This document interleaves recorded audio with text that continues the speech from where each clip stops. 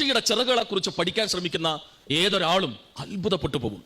അതിന്റെ തൂവൽ വളരെ മൃദുലമാണ്. മാത്രമല്ല ഒരുതരം എണ്ണമൊഴുക്കും അതിനുണ്ട്. അതിന് പ്രത്യേകമായ സംവിധാനം അതിന്റെ ശരീരത്തിൽ തന്നെ സംവിധാനിക്കപ്പെട്ടിട്ടുണ്ട്.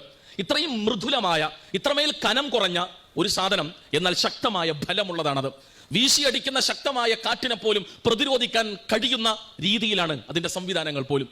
പക്ഷിയെ വരെ, അല്ലെങ്കിൽ ആകാശത്ത് വട്ടമിട്ട് പറക്കുന്ന പറവകൾ വരെ, പക്ഷിക്കൂട്ടങ്ങൾ വരെ പരമകാരുണ്യകനെ ലോകത്തിന്റെ മുന്നിൽ പരിചയപ്പെടുത്തുന്നുണ്ട്. അല്ലാഹു പറഞ്ഞു, അവലം യറൗ ഇല ത്വയ്രി ഫൗഖഹും സാഫാത്തിൻ വയഖ്ബിൻ മാ യുംസികുഹുന്ന ഇല്ല റഹ്മാൻ ഇന്നഹു ബികുല്ലി ഷൈഇൻ ബസീർ. നമുക്ക് മുകളിൽ ചിറക് വിരിച്ചു പറക്കുന്ന പറവകളെ കാണുമ്പോൾ നമുക്ക് എങ്ങനെയാണ് ഈ മഹാപ്രപഞ്ചത്തിന്റെ സട്ടാവിന്റെ അസ്തിത്വത്തെ വെല്ലുവിളിക്കാനാവുക, അവന്റെ ഏകത്വത്തെ വെല്ലുവിളിക്കുവാനാവുക, അവന്റെ അത്ഭുതകരമായ സൃഷ്ടി സംവിധാനത്തെ നമുക്ക് എങ്ങനെയാണ് ചോദ്യം ചെയ്യാനാവുക? വളരെ ഗൗരവത്തോടെ നമ്മൾ അറിയുകയും മനസ്സിലാക്കുകയും ചെയ്യേണ്ടതുണ്ട്. പക്ഷികളുടെ കൂട്ടത്തിൽ വളരെ നിസാരമെന്ന് കാണുന്ന ഒരു കുഞ്ഞൻ പക്ഷിയുണ്ട്. അതെ, ഹമ്മിങ് ബേർഡ്. നമ്മൾ അതിനെ മൂളിക്കിളി എന്ന് വിളിക്കും. ഈ ഹമ്മിങ് ബേർഡുകളെ കുറിച്ച് പഠിക്കുമ്പോഴാണ് അള്ളാഹുവിന്റെ വല്ലാത്ത വർത്തമാനം നമ്മെ അങ്ങനെ തരിപ്പിക്കുക, നമ്മെ ഞെട്ടിപ്പിക്കുക.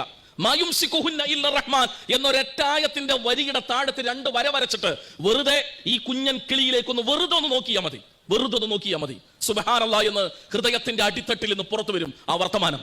കാരണം എന്തെന്നാൽ, അതെ, ഹമ്മിങ് ബേർഡിനെ കുറിച്ചുള്ള പഠനങ്ങളിൽ ആ കുഞ്ഞൻ പക്ഷികളിൽ വെറും 6 സെന്റിമീറ്റർ മാത്രം വലിപ്പമുള്ള കുഞ്ഞൻ മൂളിക്കിളികളുണ്ട്. വെറും 6 സെന്റിമീറ്റർ ആണ് അതിന്റെ വലിപ്പം. അതിന്റെ കനമാകട്ടെ വെറും 2 ഗ്രാം. 2 ഗ്രാം വലിപ്പമുള്ള കുഞ്ഞൻ പക്ഷി. 6 സെന്റിമീറ്റർ അതിന് വലിപ്പമുണ്ട്. പക്ഷേ ഗ്രാം വെയിറ്റ് 2 ഗ്രാം.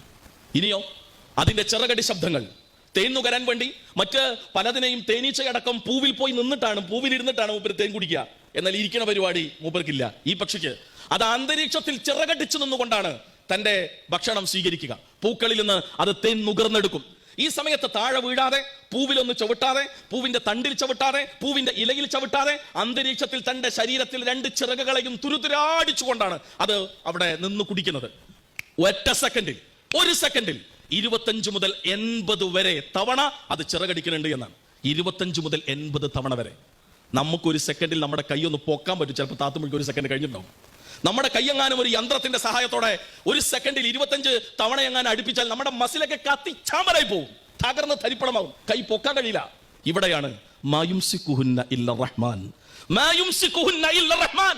ആ കുഞ്ഞൻ കിളയുടെ നെഞ്ചത്ത് അല്ലാഹു ഒരു ഹൃദയം വെച്ച് കൊടുത്തിട്ടുണ്ട്. ആ ഹൃദയം 1 മിനിറ്റിൽ മിടിക്കുന്നത് എത്ര തവണയെന്നറിയുമോ? നമ്മുടെ ഹൃദയം മിടിക്കുന്നുണ്ട് 72 തവണ. ഇനിയോ ഈ പക്ഷിയുടെ കുഞ്ഞൻ ഹൃദയം മിടിക്കുന്നത് 1 മിനിറ്റിൽ 1000 തവണ. സുബ്ഹാനല്ലാഹ്. റബ്ബനാ മാ ഖലഖത ഹാദാ ബാതില സുബ്ഹാനക ഫഖിനാ അദാബന്നാർ എന്നത് മനസ്സിന്റെ ഉൾവിളിയായി പുറത്തു വരുന്ന വർത്തമാനമാണ്. അതുകൊണ്ട് അവലം യറൗ ഇല ത്വയ്രി ഫൗഖഹും സാഫാത്തിൻ വയഖ്ബിൻ മാ യുംസികുഹുന്ന ഇല്ല റഹ്മാൻ എന്ന വർത്തമാനത്തെ ഹൃദയത്തോട് ചേർത്ത് വെക്കേണ്ടതുണ്ട് നമ്മൾ. അതുകൊണ്ട് ഈ ലോകത്തിനൊരു സട്ടാവുണ്ട്. കുഞ്ഞൻ മൂളിക്കിളി വരെ, ഹമ്മിങ് ബേർഡ് വരെ നമ്മോട് ആവർത്തിക്കുകയാണ്. അതിന്റെ ഓരോ ചിറകടി ശബ്ദത്തിലൂടെയും നമ്മോട് ആണയിട്ട് ഓർമ്മപ്പെടുത്തുകയാണ് ഈ ലോകത്തിന് ഒരു റബ്ബുണ്ട്. ആ റബ്ബിനെ ഹൃദയത്തോട് ചേർത്ത് വെക്കാൻ നമുക്ക് കഴിയണം. ഇന്നല്ലദീന ഖാലു റബ്ബുന അല്ലാഹു സുമ്മ ഇസ്തഖാമു ഫലാ ഖൗഫുൻ അലൈഹിം വലാ ഹും യഹ്സനൂൻ. ഞങ്ങളുടെ റബ്ബ് ഈ മഹാപ്രപഞ്ചത്തിന്റെ നാഥനാണ്, അല്ലാഹുവാണ് എന്ന് പ്രഖ്യാപിക്കുക മാത്രമല്ല, പറഞ്ഞാൽ മാത്രം പോരാ, പ്രഖ്യാപിച്ചാൽ മാത്രം പോരാ, അതിൽ ഉറച്ചു നിൽക്കണം. അപാരമായ ഉറപ്പുണ്ടാകണമെന്നാണ്, ഇസ്തിഖാമത്ത് ഉണ്ടാകണമെന്നാണ് അള്ളാഹുവിന്റെ ഓർമ്മപ്പെടുത്തൽ. അവന് പിന്നെ ഭയക്കേണ്ടതില്ല, അവൻ സങ്കടപ്പെടേണ്ടി വരില്ല, അവൻ വ്യസനിക്കേണ്ടി വരില്ല എന്നുകൂടെ അള്ളാഹു നമ്മെ പഠിപ്പിക്കുകയാണ്. അതുകൊണ്ട് ഈമാനികമായ ഉണർവോടെ സമൂഹത്തിൽ ഇടപെടാൻ നമുക്ക് കഴിയേണ്ടതുണ്ട്. സട്ടാവിനെ കുറിച്ചുള്ള ആഴത്തിലുള്ള ബോധവും ബോധ്യവും, പരലോകത്തെ കുറിച്ചുള്ള ആഴത്തിലുള്ള ബോധവും ബോധ്യവുമായി കൊണ്ട് മുന്നോട്ട് പോകാൻ നമുക്ക് കഴിയണം. ഈ അടുത്ത കാലത്ത് അറിയപ്പെട്ട ഒരു യുക്തിവാദി പറഞ്ഞു, ദൈവഭയമില്ലായിരുന്നുവെങ്കിൽ എന്റെ ഭാര്യ എന്നെ എന്നേ വഞ്ചിച്ചിരിക്കുമായിരുന്നു.